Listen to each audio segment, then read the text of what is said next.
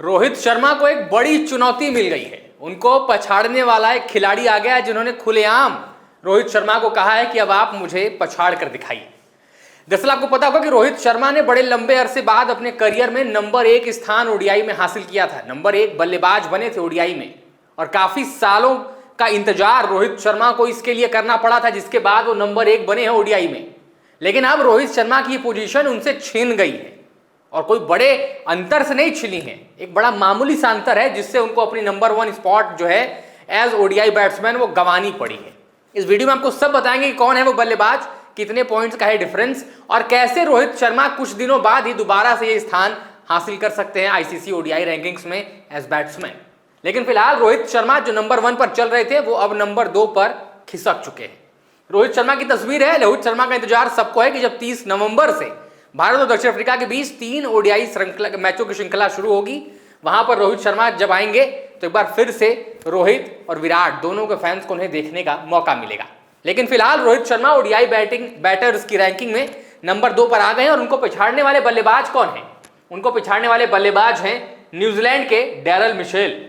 आप उनके पॉइंट्स यहां पर देख सकते हैं कि डैरल मिशेल के जो ओडीआई रैंकिंग है, जो रेटिंग्स है वो 782 की है और उसके जस्ट नीचे देखना मत भूलिएगा रोहित शर्मा की जो रैंकिंग है वो 781 की है।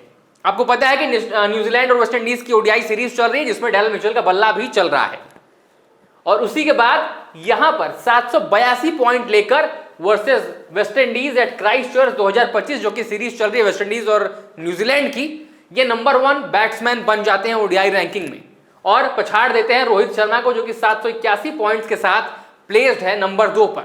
ऑस्ट्रेलिया सीरीज रोहित की कमाल की गई थी। पहले मैच में रोहित शर्मा भले फेल हो गए हों लेकिन उसके बाद कमबैक किया। तीसरे मैच में तो सेंचुरी मार दी। रोक और विराट दोनों ने मैच फिनिश किया और उसके बाद यहां पर बेहतरीन पॉइंट्स लेकर ये नंबर 1 ओडीआई बैट्समैन बन गए। और अगर आप इसमें देखेंगे टॉप 7 बैट्समैन में ओडीआई रैंकिंग में तो आपको टॉप 3 इंडिया के देखने को मिलेंगे। शुभमन गिल भी इस लिस्ट में है नंबर 4 पर 745 point.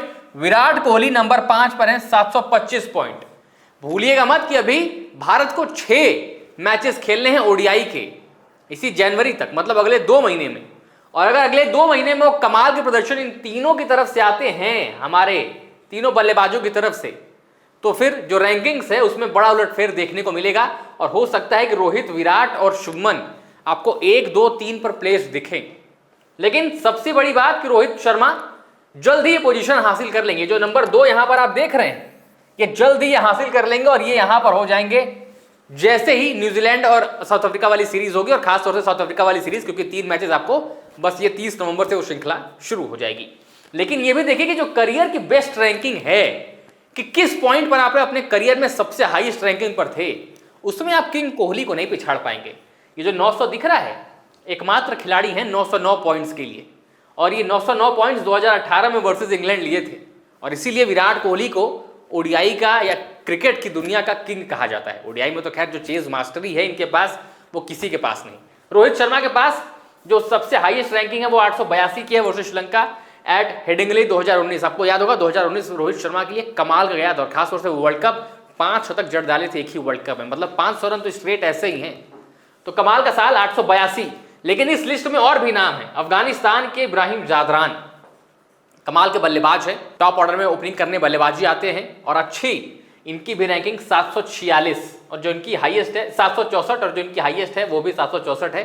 Abu Dhabi Bangladesh series जो हुई थी अभी इसी साल उसमें इन्होंने ये रैंकिंग हासिल की है। नंबर 4, 5 पर विराट और शुभमन। आपको बता दिया कि ये भी रेस में पीछे नहीं है। 6 ओडीआई जो भी भारत को जनवरी तक खेलने हैं, 3 न्यूजीलैंड और 3 साउथ अफ्रीका से, वहां पर ये दोनों भी टॉप 3 के रेस में उस होड़ में शामिल हो सकते हैं और खासतौर से नजरें विराट कोहली पर बना के रखिएगा क्योंकि जब ओडीआई आता है तो विराट का जो विराट कद है वो और विराट हो जाता है।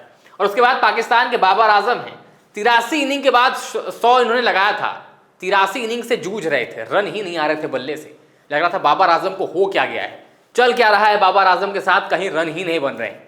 लेकिन सोचिए 83 इनिंग के बाद सैकड़ा आता है, 100 रन बनाते हैं श्रीलंका के खिलाफ अपने घर पर पाकिस्तान में, फिर भी नंबर 6 पर बने हुए हैं।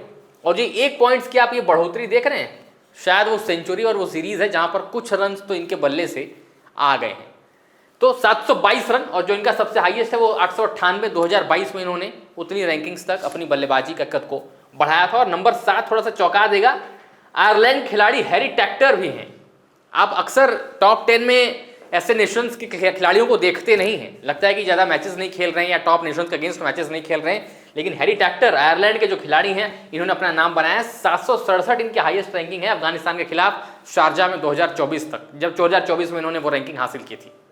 लेकिन सबसे बड़ा सवाल, चुनौती मिल गई है डैरेल मिशेल से रोहित शर्मा को कि अब आप मुझे पछाड़ कर दिखाइए, अगर आपने मुझे पीछे किया तो उसी सीरीज में मैं भी आपको पीछे करूंगा। जब साउथ अफ्रीका के खिलाफ रोहित शर्मा आगे बढ़ जाएंगे और जब न्यूजीलैंड फिर भारत आएगी 3 T20 और 3 ODI और 5 T20 के लिए, वहां पर डैरेल मिशेल के पास भी मौका होगा दोबारा से रोहित को पछाड़ने का और नंबर 1 स्पॉट हासिल करने का। कैट एंड माउस रेस चल रही है इस ODI रैंकिंग के पूरे मामले में, लेकिन टॉप 3 आपके जो भारतीय बल्लेबाजी क्रम के खिलाड़ी हैं, उसमें से 2 लेजेंड्स हैं और एक अपना हमारा कप्तान शुभमन गिल, वो तीनों इस लिस्ट में शामिल हैं। और 1, 2, 3 पर तीनों कभी भी प्लेस हो सकते हैं 6 ODIs के बाद। तो रोहित शर्मा और डैरेल मिशेल की लड़ाई जारी है।